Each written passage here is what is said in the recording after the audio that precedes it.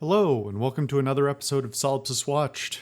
I'm the social solipsist, and this week I watched Our Kind of Traitor from 2016. This is a film based on a John Le Carre novel. If you're not familiar with him or any of his works, I was actually sad to see that he, unbeknownst to me, he just passed away a little over a month ago. So sad to hear that. Le Carre is known for, that's not his actual name, it's his pseudonym that he used because for many, many years he worked for both MI5 and MI6 in various capacities. But has a prolific history of writing spy novels, thrillers, and whatnot, mystery thrillers. And the reason I wanted to watch this one is because, well, I was curious for a number of reasons. So, if you haven't seen Tinker Tailor Soldier Spy, I highly recommend it. It's a truly incredible film and also based on one of his works. It's based on one of his books that he wrote in the 70s, and it is a masterful adaptation. It got lots of, I don't know what it won at the Academy Awards, but it probably deserved more because it's an incredible screenwriting adaptation. It's extremely well acted, and the cinematography, everything about it is really incredible, especially as an adaptation of something as cerebral as Le Carre's novel or Le Carre's novels. I'm probably not pronouncing that wrong. I don't speak French. Le Carre, I believe, it means the square, which is a nickname he got while he was in the service. So I quite like Le Carre as a writer and as a composer of stories, so to speak. I don't know if any of the adaptations of his works have actually been penned by him. I think most of the screenwriting has been done by others. But I also didn't realize until I was just looking it up, realize how many of his works had been adapted. Both to film and to TV. There's a couple of TV shows and miniseries based on his books as well. He wrote quite a lot of books, both series and standalone novels. And Our Kind of Traitor is based on one of his later ones from 2010. So I've watched Tinker Tailor Soldier Spy, loved that one. After that, this is years ago now. After that, I watched A Most Wanted Man, which is another movie adaptation of another one of his books. I was not nearly as impressed by that one. I think it's serviceable, but as I recall, I don't recall that much about it. I don't think my feeling at the time was somewhat disappointment, but also comparing it to Tinker Tailor Soldier Spy it's a hard comparison to make in the first place. I was a bit underwhelmed by some of the work done by some of the actors in that film, and I was kind of curious to see, hey, there's another adaptation. Let's see how this one goes. And it's a mixed bag, and I'm having a hard time. I don't want to discount it too much because compared to the rest of the movie industry of Hollywood, of big name movie production houses and things like that, compared to a lot of stuff like the what was, God, I can't even remember the name of the movie I watched, but what was the terrible thing I watched with Chris Pine? It's far and away far better than that, but I still don't think it's particularly great. So, I forgot to pull up my notes here. Shit. My bad. Let me pull that up, and you're all going to have to wait. So, the film itself is not terrible. Relative to a lot of other things sort of in the genre, you could do far worse. But as far as the acting and the cinematography and the dialogue and the story itself go, I was a bit underwhelmed, especially as a Le Carré property goes. Um, Again, it's been a few years, but compared even to A Most Wanted Man, I feel like that did a better job of adapting his Le Carré's style. And even if it has problems, it still does does a lot of what he does very well, which is get into the sort of cerebral, multifaceted nature of like the real world of spies, basically.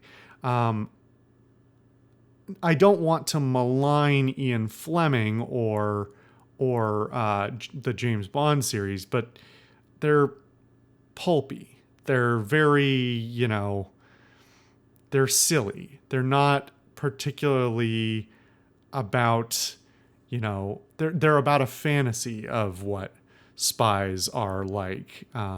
Everybody knows that, right? I don't think I'm saying anything groundbreaking there. And comparatively speaking, Le Carré's books largely focus on a lot of the nuance, a lot of the gray area. They sort of wallow in that space of talking about how individuals are flawed and groups play against each other without really, like, they're feeling around in the dark, and trying to make educated guesses based on what little information they have about how spying and counter spying works. And that's something I've always really admired relative to both Bond and a lot of the more modern adaptation, or a lot of the more modern interpretations of espionage, especially in the 21st century, which mostly come down to being, crappy action films.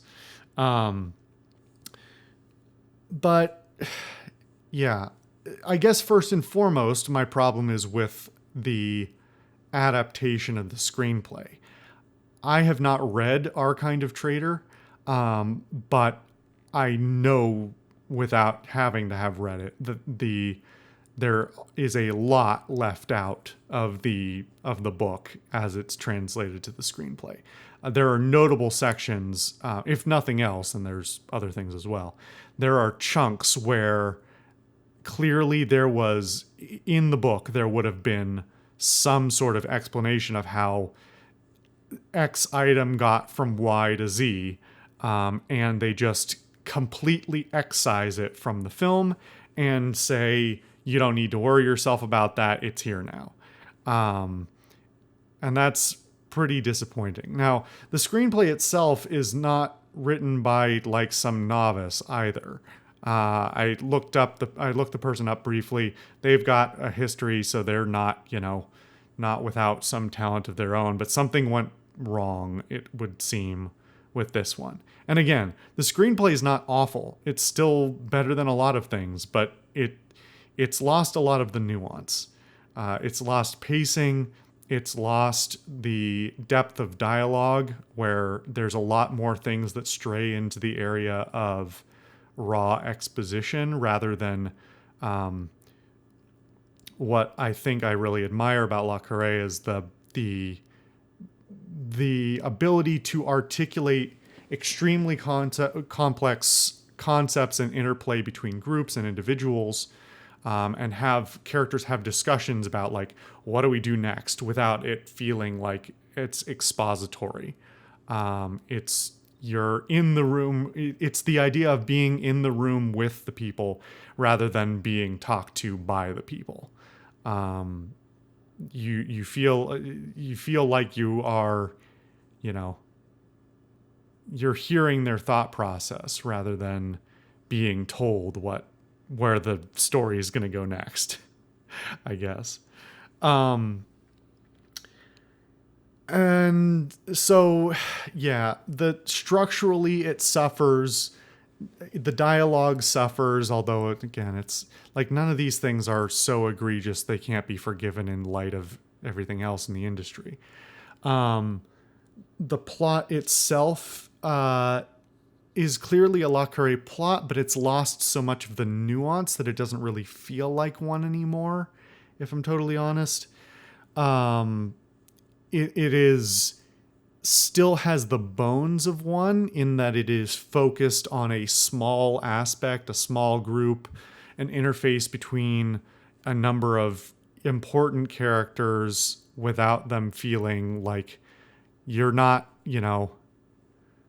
nobody, there's no overt villain necessarily.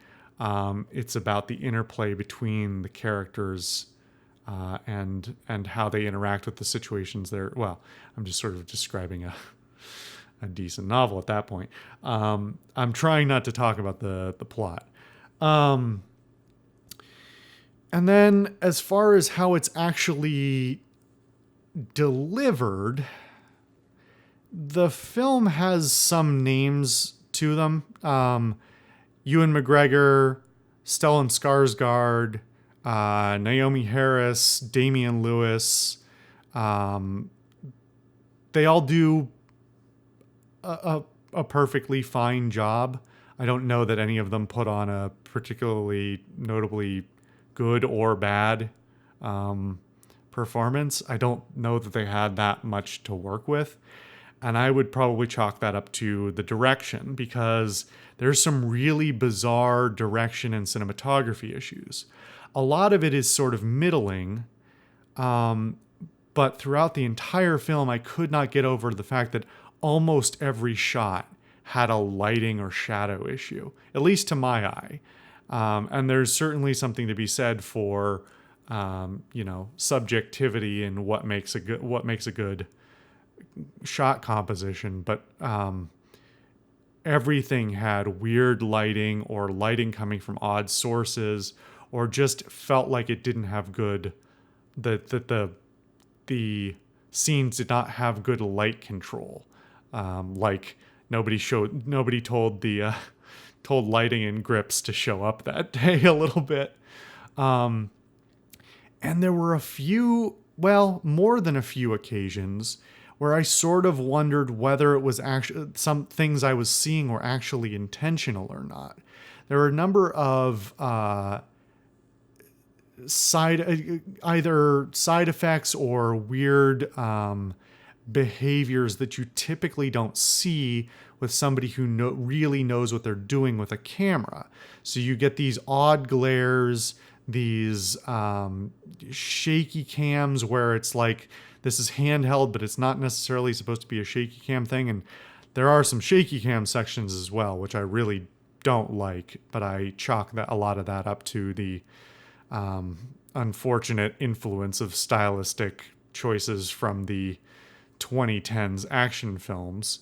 But there were just like weird things where there's these light reflections, and it's like a triple reflection, and somebody who actually knows their camera clearly could have eliminated that. So the question is whether this was incompetence or just bad, like a bad artistic choice.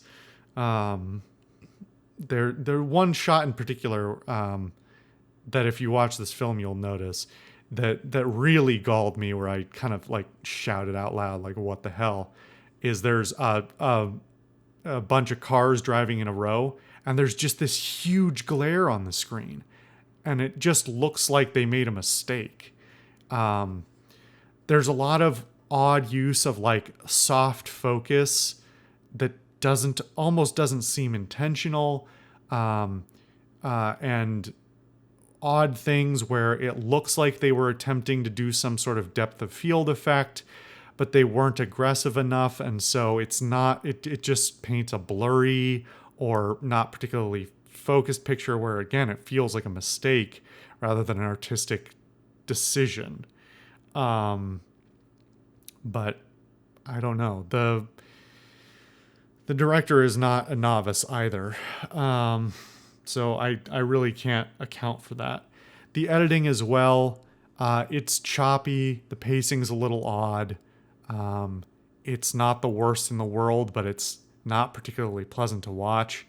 Overall, there are very few shots or let alone scenes that are actually particularly pleasant to the eye. And that's not even just, hey, this is meant to look kind of dirty and gritty. Because it sort of pervades scenes where that effect sort of pervades scenes where it shouldn't. Because Le Carre doesn't write books that he never writes anything that only occurs in one location. Things move around a lot. You get dirty places, clean places, office buildings, whatever. All these different opportunities to have different visual styles, and yet it's all, in this film in particular, it's all shot rather uniformly, and the lighting and the camera work and all that is really not used to very good effect at all. There's also some scenes where there's dramatic framing problems where it looks like it's just like, did you forget to pull out on this? Or is there something on the ceiling you don't want us to see? Just some very odd framing choices, where, especially ones where they give multiple shots in a room and you're like, well, I can see the place where they should have put the camera for this that would have given you a better shot, but they just didn't. So visually it's not the worst thing in the world. It just feels like a squandered opportunity. The costumes and the sets themselves are pretty fine. Nothing of particular note, although it's really hard to appreciate anything, for better or for worse, in that realm because of the poor cinematic work. And as for a tone, it's rather inconsistent in the tone as well, through a combination of the issues with the screenplay and the issues with the production. The result is something that sort of wavers in tone, and while it tries to get across the idea of characters who are trying to do the right thing, it sort of, I don't want to say it fails in that respect. It just, I don't know. It feels unpolished, I guess. No, that's not even right. It doesn't feel unpolished. It feels like they polished it the best they could, but they sort of started with something so rough, or such an amalgamation of not disjointed, but not quite properly amalgamated parts, that it doesn't really fall together the way I want it to.